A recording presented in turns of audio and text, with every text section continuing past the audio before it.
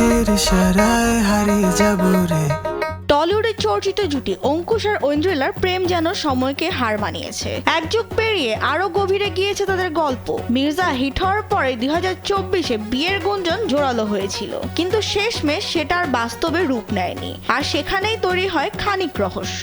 যখন বাজার মন্দা যায় তখন লোকে এরকমই কথা বলে। তবে গল্পে নতুন মোড় আসে ঐন্দ্রিলার সাম্প্রতিক জন্মদিনে। 31শে মার্চ 34 বছরে পা দেওয়ায় অভিনেত্রীকে শুভেচ্ছা জানাতে গিয়ে অঙ্কুশ ইনস্টাগ্রামে এমন কিছু লিখলেন যা নিয়ে শুরু হয়ে গেছে জোর আলোচনা। তিনি লিখলেন, 15টা বছর তো কেটে গেল, সামনে তো আরো অনেকটা পথ বাকি। অ্যানিভার্সারি তো এ জন্মে আই থিঙ্ক হবে না, আর বার্থডে আমি ভুলে যাই। কিন্তু আসল চমকটা ছিল তার কথার শেষ লাইনে। মজা করে অঙ্কুশ যোগ করেন, আমাদের ভবিষ্যতের বাচ্চারা যেন জন্মে আমাদের দাদু দিদা না ডাকে, তাই আর দেরি করা ঠিক হবে না। এই খুনসুটি ভরা মন্তব্য মুহূর্তেই ভাইরাল হয়ে যায়। নেটিজেনদের মনে এখন একটাই প্রশ্ন, তাহলে কি 2026 সালে বিয়ের ঘন্টা বাজতে চলেছে? আমি এই বিষয়ে কিছু বলতেই চাই না।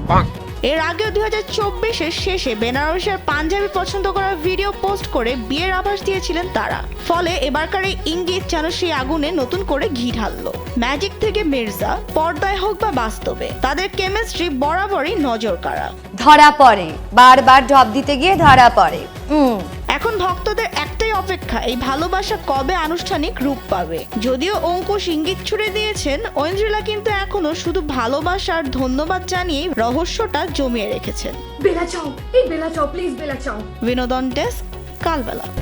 দেখ ভুলেছি